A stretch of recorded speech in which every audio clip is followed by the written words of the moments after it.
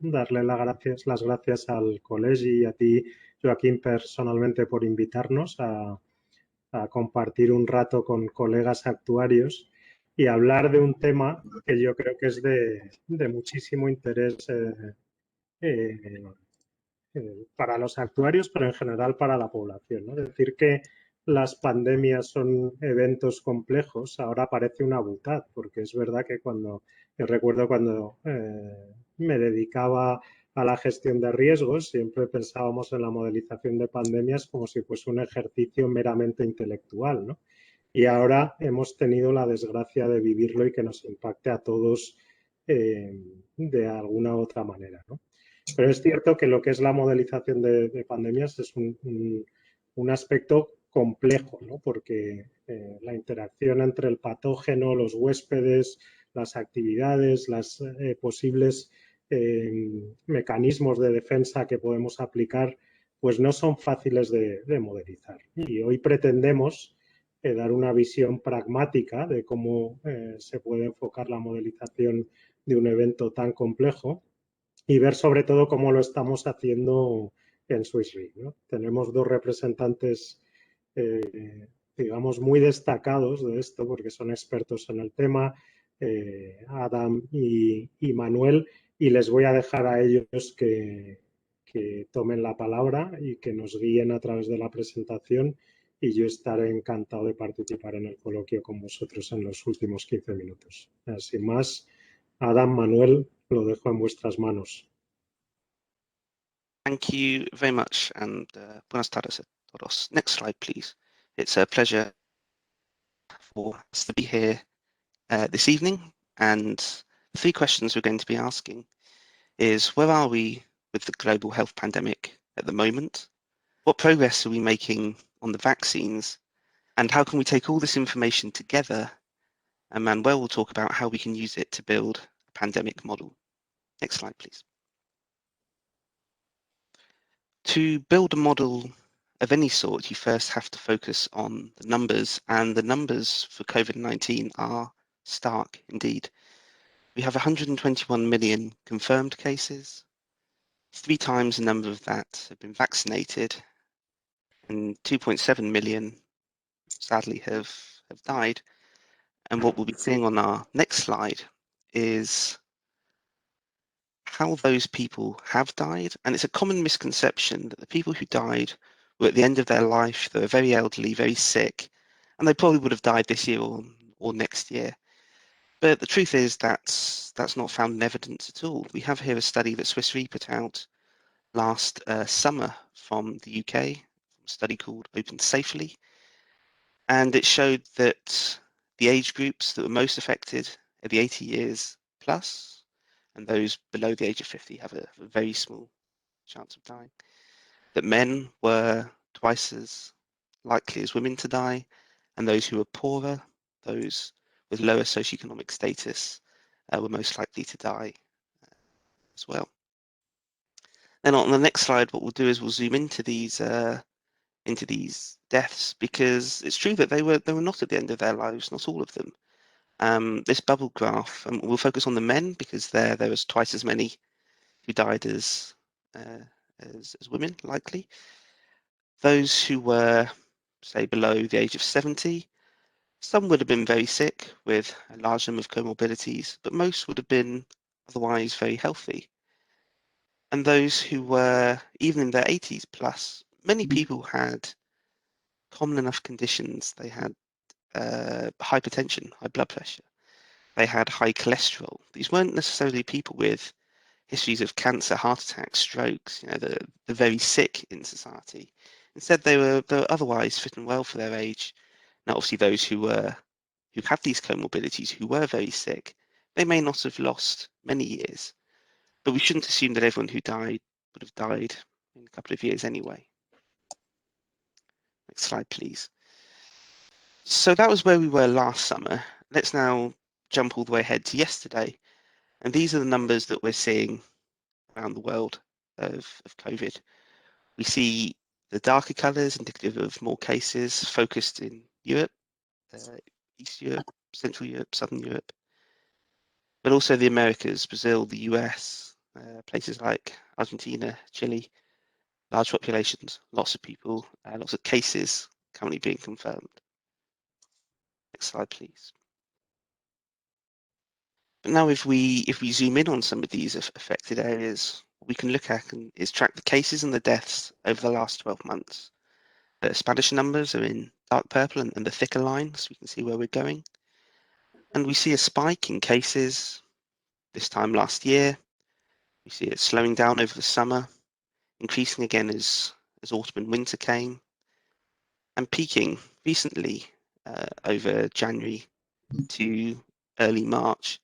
What's quite telling, I think, is that even though we're looking at Spain, Israel, the UK, and the US, 4 very different countries, the intensity of the peaks and the timings are very, very similar. So not only are we seeing the effects of, say, COVID variants that are spreading around the world, we're also seeing perhaps some seasonality and perhaps that lockdown measures that were relaxed in the summer and autumn of 2020 have now come to hurt us in early 2021. Looking at the deaths, I'm sure I don't need to remind anyone on this call how badly Spain was affected last spring. We see an intensity there in April and May. Where I am in the UK, in London, we saw pretty much the same spike at the beginning of this year. Again, in all the countries that we see, have that decrease over the summer, perhaps some seasonality. Now, what's happening here is that lockdowns are coming into effect. They're decreasing cases. About 2 weeks later, you see that decrease in deaths. But there's also another important factor that we didn't have last year, which of course is vaccines and vaccinations. Next slide, please. This is a slide that I've updated many, many times in the last couple of months. You see lots of different vaccines. They've been approved in different countries. Their rollout isn't always stable across many countries, but what we are seeing is some quite common features. Most vaccines that have been approved are double dose. You need 2 vaccines to get the full efficiency and the full effectiveness of the vaccine. And that the efficacy of the vaccine, how good it was in a lab study, is high, top 80s, low 90%. For reference, a flu vaccine that you would be given for seasonal flu is about 50% effective. And yet, for seasonal flu, the best indicator of how severe that year is going to be is the uptake number of vaccines, not the strain, not the hospitalization, not the year before, but how many people are getting vaccinated. And we know vaccines work for flu. And next slide, we'll see the evidence of how vaccines work in COVID. No, we won't. Sorry, that's a mistake. What we will, however, see here is the number of vaccines that have been ordered. Looking at the major markets in the left, we see that many countries have gone for Oxford AstraZeneca, Pfizer, Moderna, and some of the other vaccines like Johnson & Johnson, Valneva, Novavax. They've come in. We see Canada here, over 8 doses per person, remembering that most vaccines need 2 doses. But these are over many years. It's not like every vaccine is being delivered at the right time and straight away. And by zooming in on Moderna, Pfizer, and AstraZeneca, what we see here is that 800 million doses of AstraZeneca have been ordered. You're looking at 1 billion, for example, of Novavax, which has not yet been approved in any country. So the numbers are huge. There's some disparity in where the vaccines are being distributed, of course, but the major markets, they are getting their vaccines. Next slide, please. Now we can see how vaccines work to lower hospitalization and mortality. On the left, we see the number of vaccine doses per 100 population.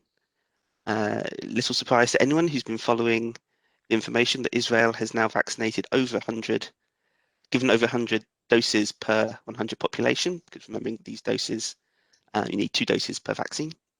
The UK, the US are quite similar, pushing around 20, 30. Spain is following the European Union here. We're seeing the rollout of vaccines to some of the most vulnerable groups. But there are issues in this country, in every country, with vaccine accessibility. The UK has announced in the last 10 minutes that vaccines will be dropping next week, for example. We're seeing concerns over the rollout, seeing concerns over accepting the vaccine. But what we do see is from Israel here on the right-hand side, And this is from data from 6 weeks ago. When the first vaccine came in, when the second dose came in, we saw drops in cases. That's confirmed cases of COVID. Most importantly, in that 60+ group, where you're starting to get into the very high risk. But more importantly, drops in hospital admissions. And when you have a drop in hospital admissions, you will almost certainly see then a drop in deaths that correspondent with that. And then that's where you can start to think about unlocking from social restrictions. We can start to talk about getting back to normal. Getting back to normal, not just now until next winter, but making a permanent or at least very long changes to how your society is going to work. Next slide, please. But just because we have vaccines, it doesn't necessarily mean that people are going to get vaccinated. And there are many reasons why not. Some people will not trust a vaccine. Some people question its speed, question its effectiveness. The evidence, however, is clear. Yes, the vaccines were produced very quickly. No one can argue with that. But the same standards were applied to this vaccine as any other. There is just a lot of interest and a lot of pressure of getting these vaccines out because, as we saw on previous slides, they work. We're seeing some very high numbers in the UK, in India, and in Spain. We're seeing some quite low numbers in the US and France. And these quite substantial 20%, 10 to 20% across the world of people who might be persuaded to take a vaccine. But those whose views are entrenched rather, well, they are quite high. These people won't want to be vaccinated now or in the future, in all likelihood. And it's not just because they are anti-vax by design, they don't trust the system. But for vaccines to work, there are always going to be people who won't take it, for medical reasons, for personal reasons, whatever they may be. The use of a vaccine can build up towards what's known as herd immunity, whereby even if there is an outbreak in an area, those people who are affected, enough of them have been vaccinated so that the disease won't spread. And those who cannot be vaccinated or have not been vaccinated are not unduly affected because everyone around them, the herd, has been protected. So what we can do is we can take the case numbers, we can take the mortality, we can take the vaccine numbers, we can take the vaccine acceptance, and we can build all this together as I hand over now to Manuel, as he will talk about how you take everything, how you put it together, what the modeling history has been, and how you end up taking these statistics, these backwards facing numbers, these late delayed numbers, and how you can use that to ultimately to move forward. And Manuel, with that, I'm very pleased to hand over to you. Muchas gracias, Adam. Sí, bueno, se ha mencionado, ¿no? Gracias, Adam, por mostrar la cantidad de datos que se pueden, ¿no? Se pueden almacenar y se pueden colectar. Y Santiago mencionó también que los eventos pandémicos son complejos. Creo que hoy en día ya lo sabemos, ¿no? Lo sabemos todos. Y habría razones por ello, ¿no? Bueno, aparte de que son eventos que pasan muy de cuando en cuando, es difícil también tener una awareness, una concepción de ellos para la ciudadanía normal, incluso para bastantes expertos en gestores de riesgos, ¿no? Porque pasa muy pocas ocasiones. Aparte tienen unas características muy especiales que lo hacen, digamos, muy relevante cuando ocurre y difícil de controlar. En principio tienes... Yo le llamo, digamos, los 3 jinetes del apocalipsis, falta del cuarto. Uno es que son eventos que crecen exponencialmente. En la outbreak, cuando empieza, pues de pocos casos pasan muy rápidamente a ocupar una gran porción de la población si no se hace nada. Segundo es que son eventos eventos con delay, tardan un tiempo, digamos, las nuevas infecciones tardan un tiempo en dar la cara, con lo cual, digamos, a veces se underestimate. Básicamente no tiene uno la capacidad de entender el riesgo que se corre en un momento dado hasta un par de días después, ¿no? Y el tercer caso es que básicamente las pandemias que hemos vivido, las grandes pandemias que hemos vivido en 1918 y este COVID-19, tienen una gran parte de de asintomáticos, ¿no? Y esto también es muy difícil también incluso si estás interesado en medir exactamente qué ocurre, también es difícil al principio saber cuál es la magnitud del problema, ¿no? Entonces, esas tres cosas en conjunto hacen que rápidamente una pandemia se convierta en un outbreak con estas características se convierte en una pandemia rápidamente. Tiene un montón de implicaciones en la sociedad como tal, también económicas, particularmente en seguros, pues P&C, Property Casualty, Life and Health, los negocios también se ven afectados. ¿Cómo, digamos, tratar de modelar todo esto? Pues yo diría que el primer paso es súper básico y es el SIR model, ¿no? Susceptible, infectado y recuperado o removido del sistema. Digamos que esto es un modelo, una aproximación al modelaje muy clásica ya, desde los principios de los años 20, del siglo XX se conoce. Y yo recuerdo en mis tiempos de estudiante ya lo tenía, digamos que era una de las cosas básicas que se estudiaba en epidemiología.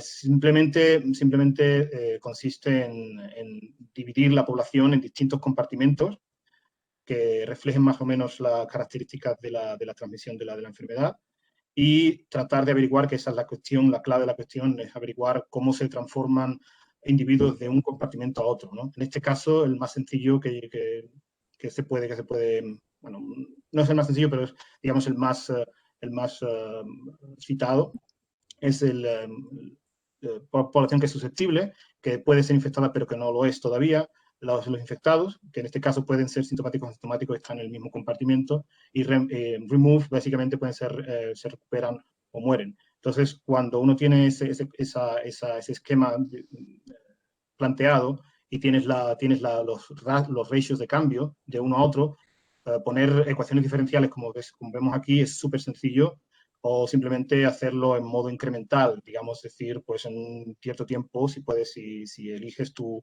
periodo temporal día a día, pues simplemente dices el incremento de personas que están infectadas, pues será el número de personas que se infectan de los susceptibles menos el número de personas que pasan de ser infectadas a bien morir o bien recuperarse, ¿no? Entonces, digamos que yo veo conceptualmente el modelo muy fácil de plantear y también fácil de resolver. La cuestión, evidentemente, es calibrar adecuadamente los parámetros, que esa es otra historia, ¿no? En ese sentido, digamos que es fácil empezar así. En el caso de las pandemias, si pasamos a la siguiente slide, vemos que en el caso de las pandemias, un compartimento extra, el compartimento hidden, también se puede llamar exposed, creo que que es más común encontrarlo con ese nombre, es básicamente tener en cuenta las personas que son asintomáticas. Entonces, a partir de ahí se puede, digamos, construir una transferencia extra entre hidden e infected, ¿no? Digamos, asintomáticos e infectados. Y desde ahí es posible siempre extender el modelo. Puedes pensar en personas que son asintomáticas y que jamás desarrollen la enfermedad y pasan a ser recuperadas, por ejemplo, que sean personas que nunca sean, si no son testeadas directamente, nunca van a ser encontradas como infectados. Una de las cuestiones que quizás ahora que ya vemos un poco el final, esperamos ver un poco el final de la pandemia con la vacunación, es la cuestión de la inmunidad, porque muchos de las enfermedades infecciosas, lo que ocurre es que la inmunidad que se consigue a partir de la generación de anticuerpos dura un determinado tiempo. Si ese tiempo es muy grande, casi una vida entera prácticamente, pues no va a suponer ningún problema, porque todas las personas que han sido vacunadas o se han recuperado ya jamás van a conseguir la enfermedad, coger la enfermedad, pero puede ser que las personas nuevas que nazcan sí que sean susceptibles. O puede ser que la inmunidad sea bastante más corta en el tiempo porque o bien el organismo no es capaz de mantener esa generación de anticuerpos, o porque el virus muta de tal manera que no hay más inmunidad o los anticuerpos ya no funcionan contra ese nuevo strain, ¿no? nueva variante del virus. Eso ocurre muy particularmente con el virus de la gripe, que bueno, no estoy seguro de si empezó como un outbreak como ahora el corona, pero seguramente sí que se ha desarrollado de esa forma hoy en día, ¿no? Que cambia cambia de manera que los anticuerpos que se usan o que el organismo genera para una determinada variante ya no valen para la del año siguiente, por ejemplo, ¿no? Y podría ser, uno de los escenarios es el seasonal corona, igual que tenemos gripe estacionaria, podría ser que tuviésemos corona estacionario, ¿no? Entonces, digamos que como se puede ver aquí, empezando por los ladrillos básicos, los componentes básicos, es relativamente sencillo expandir el modelo para capturar la complejidad que necesitemos, ¿no? Si pasamos a la siguiente slide, es un poco para decir, este es la estación final en nuestro caso, ¿no? Lo que Swiss Re eligió para modelar el modelo de pandemia. Este modelo tiene bastantes años ya. Se inició aproximadamente en el año 2006 y en respuesta un poco en 2009, respuesta a la última pandemia que tuvimos de gripe, swine flu, también, ¿no? Fue un desarrollo a partir de ahí también. Y bueno, podemos ver que aquí hay varios bloques, ¿no? Tenemos por una parte, digamos, los constituyentes básicos son lo que vemos en la mitad del gráfico. Tenemos susceptible, well, sick, recovered, dead, and vaccinated. La mitad, esos son los compartimentos que tenemos. Hay un par más, pero digamos que es lo más relevante. Y como input para el sistema utilizamos alrededor de 120 variables. Algunas de ellas son escalares, otras son vectores, otras son matrices, con lo cual tendríamos con un par de miles de parámetros que calibrar. Están básicamente compartimentadas en 3 bloques. Una es el bloque virológico, que se ocupa básicamente de cómo se describe el virus. La infection fatality rate, que es la cantidad de personas que mueren respecto de la cantidad de personas que se infectan. El reproduction number, que es, digamos, el principio de la enfermedad, cómo el virus cómo es deficiente el virus en reproducirse. Y eso pasa por el tamiz también de mortality, de la edad, del perfil de mortalidad por edad, ¿no? Que sabemos, por ejemplo, para el COVID es muy particular, dirigido a, digamos, más mortal para edades mayores, pero, por ejemplo, para la pandemia de 1918 tenía un gran pico en las edades entre 25 y 45 años. O sea, mucha gente joven, relativamente joven, moría también de esta enfermedad, ¿no? Entonces, depende también un poco de qué virus ataque, cómo va a ser esa respuesta. Y luego tenemos los bloques de abajo, son un poco más... tiene menos que ver con el virus en sí, pero más con cómo afecta a la sociedad, ¿no? En particular demográfica, cómo se puede transmitir la enfermedad, dependiendo de la densidad de población, de los viajes entre países y en el país mismo. Y luego están los bloques de intervención, que son antibióticos, antivirales, vacunas, unidades de cuidados intensivos, que como sabemos pueden ser determinantes a la hora de mitigar el efecto del COVID o de la infección, de la pandemia. Y también es muy importante el contact behavior, ¿no? Cómo se comporta la sociedad. El tema del lockdown lo sabemos muy bien, ¿no? Cómo es, digamos, todo este tipo de enfermedades de transmisión por distancia, ¿no? Digamos que es un método efectivo para casi cualquier tipo de virus. En ese sentido, ¿no? Bueno, una vez que tenemos todos estos componentes, el modelo básicamente se deja correr día a día, o sea, por día, ¿no? Y por día te transmite, o sea, te describe la cantidad de personas que mueren, cantidad de personas que son susceptibles, cantidad de personas que están infectadas pero asintomáticas, las que se recuperan, las que mueren, las que son vacunadas. Y al final pues tenemos una estimación de la mortalidad y también de la morbilidad por regiones y grupos de edad.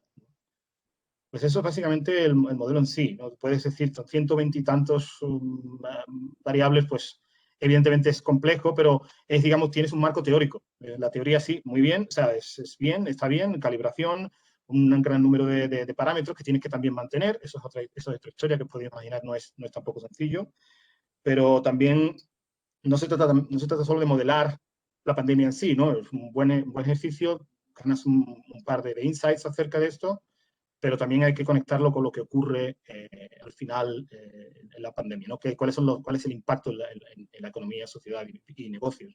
Si pasamos a la siguiente slide, quería poner aquí un poco como por interés, ¿no? Por dar un poco de perspectiva histórica. Además, las pandemias son modelos, o sea, son eventos que pasan muy raramente. pero siempre han dejado grandes impactos, ¿no? Aquí podemos ver la plaga antonina que se desarrolló durante el Imperio Romano. Mató aproximadamente 5 millones de personas, que ahora mismo no puedo decir cuál es la proporción con respecto al total del Imperio Romano, pero me puedo imaginar que es bastante más mortalidad que la que tenemos hoy en día, ¿no? E incluso el emperador murió, o sea, no se trata de que afecte solamente a capas menos favorecidas de la población, sino incluso los emperadores eran afectados. De hecho, la pandemia, si mis fuentes son correctas, bueno, viene de la palabra pandemos, que afecta a todo el mundo, y es una palabra griega, y Pericles, el general Pericles, murió en una de estas pandemias, y la gente se sorprendía porque, digamos, que pensaba que le afectaba a todo el mundo, ¿no? No solamente a la gente pobre, sino también a la gente generales y políticos y cualquier tipo de persona. En este caso, en la plaga antonina, podemos ver aquí el impacto en la economía, en precios, ¿no? En precios, el 100, digamos, la referencia, y vemos que mientras que las commodities, ¿no? La tierra bajó el precio, el alquiler de la tierra bajó de precio, el vino también bajó de precio porque seguramente habría menos demanda, porque habría menos personas. Curiosamente, los salarios diarios y mensuales subieron, porque posiblemente habría que hacer labor, habría que hacer trabajo, pero no había suficientes personas. Y me sorprendió mucho que el precio de los burros subiese tanto. No sé si les afectó también la pandemia a ellos, pero bueno, es curioso, ¿no? Si pasamos a la siguiente slide, es un poco en esa dirección también. Bueno, la peste negra la conoce todo el mundo y fue brutal en Europa, en Asia, mató casi a la mitad de la población. Es causada por una bacteria. Hoy en día, con los antibióticos y en tanto en cuanto siga habiendo resistencia, o sea, siga habiendo buenos antibióticos, no tenemos que preocuparnos mucho más por este tipo de patógenos. Pero básicamente fue destructora, ¿no? Fue destructiva y disruptiva también. Otro de los ejemplos aquí es el Estatuto de los Trabajadores de Eduardo III, rey de Inglaterra, que después de que la pandemia arrasase, digamos que intentó frenar el incremento incremento salarial, porque básicamente cualquier persona podía decidir elevar sus honorarios sin problema, porque no había suficiente personal para trabajar en nada, ¿no? Y la siguiente slide solamente insiste en lo mismo, ¿no? El Spanish Flu fue la última digamos que en términos de mortalidad fue la última gran pandemia, hace exactamente 100 años.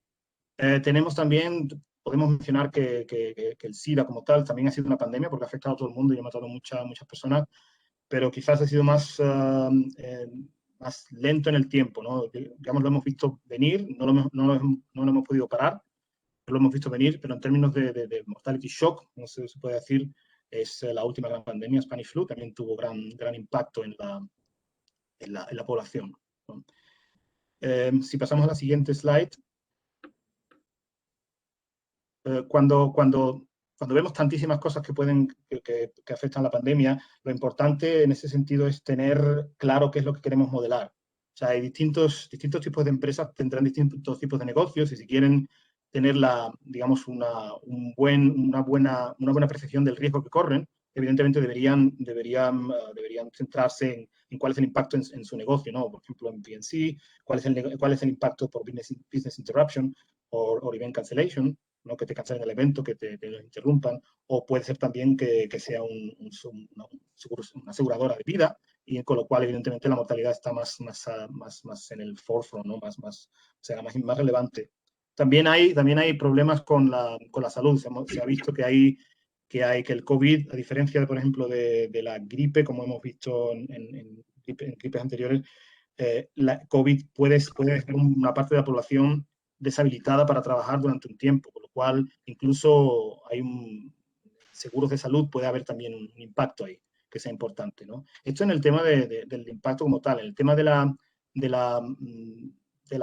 modelado de la pandemia, pues es importante saber que si estamos interesados en saber, por ejemplo, cómo la vacunación afecta al desarrollo de la pandemia, pues podemos, digamos, desarrollar más esa parte utilizando los componentes que hemos visto en el modelo compartimental, desarrollando más los componentes, por ejemplo, hacer más una vacunación de diferentes empresas, diferentes vacunas con diferentes efectividad, tratar un poco más en profundidad cómo es el deployment, cómo esas vacunas llegan a las distintas poblaciones, a los distintos países y cómo se usan para distintas edades y tal, ¿no? Entonces, eso por una parte. También otra parte importante es qué queremos hacer con el modelo. ¿Queremos utilizarlo para saber qué va a pasar en esta pandemia en particular? Pues entonces tendríamos que intentar calibrar todos los parámetros de manera que se ajusten a esta pandemia.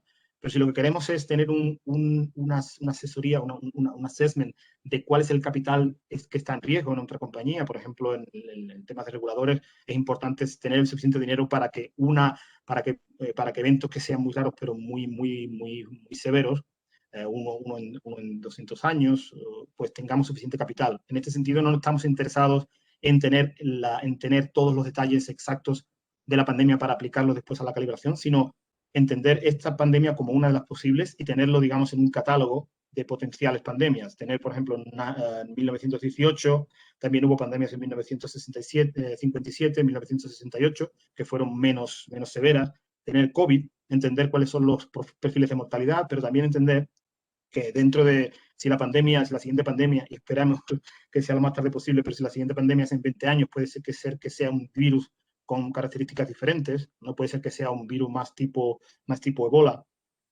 Entonces, con otro perfil de mortalidad, entonces tener digamos, esa variabilidad en el modelo, con lo cual será menos potente a la hora o no será, digamos, tan válido para hacer un pronóstico de una pandemia en particular, pero será capaz de capturar los potenciales peligros que se generan por una pandemia. Si pasamos a la siguiente slide.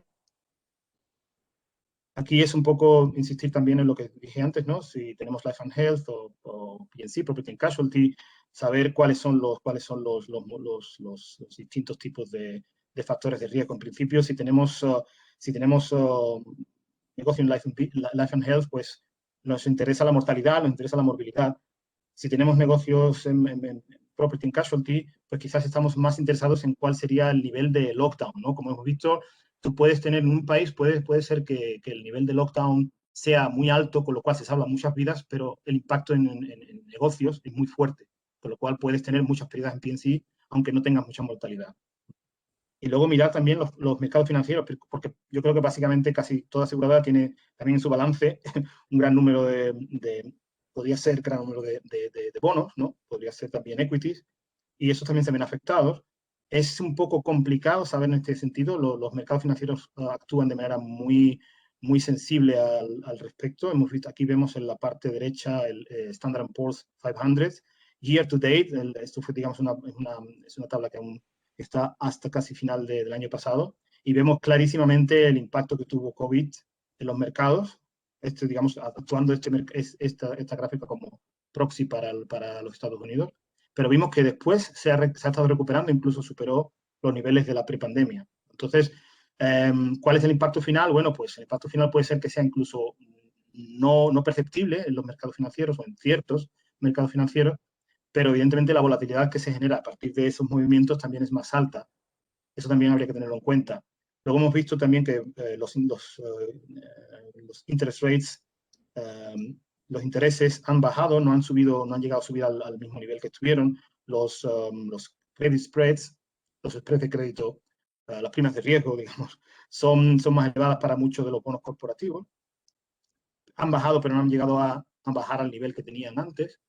Y aquí, por ejemplo, en la gráfica de más abajo, Historic Economic Indicators for the US, vemos también que a pesar de que hay grandes shocks en los indicadores económicos, se pueden recuperar bastante fuertemente. Y aparte, hay que entender también que hoy en día los gobiernos actúan bastante decididamente para apoyar los mercados, ¿no? Entonces, ¿cuánto del economic downturn, cuánto de los problemas económicos se traducen en problemas en mercados financieros? Es otra cosa que no sabemos todavía concretamente. Si pasamos a la siguiente slide, es un poco, a modo de resumen, yo creo que es una regla de oro. Básicamente los modelos deberían ser tan simples como sean posibles y tan complejos como se necesite, ¿no? Nunca más complejos. Y esto es todavía más importante en el caso de la pandemia porque son fenómenos muy complejos, ¿no? Básicamente sería empezar con un modelo que se entienda, a partir de ahí refinar en la dirección en la que queremos saber más y necesitamos saber más. Y también entender que esto, que incluso aunque tengamos un muy buen estudio del COVID hoy en día o de pasadas enfermedades, puede ser que la siguiente pandemia ocurra en muchos años, que haya menos awareness, digamos, que esté menos en boga el tema, que también en la sociedad sea diferente y, digamos, el impacto también pueda ser diferente. Yo creo que también es importante tener una conversación regular acerca de cuáles son los posibles impactos de una pandemia con el tiempo.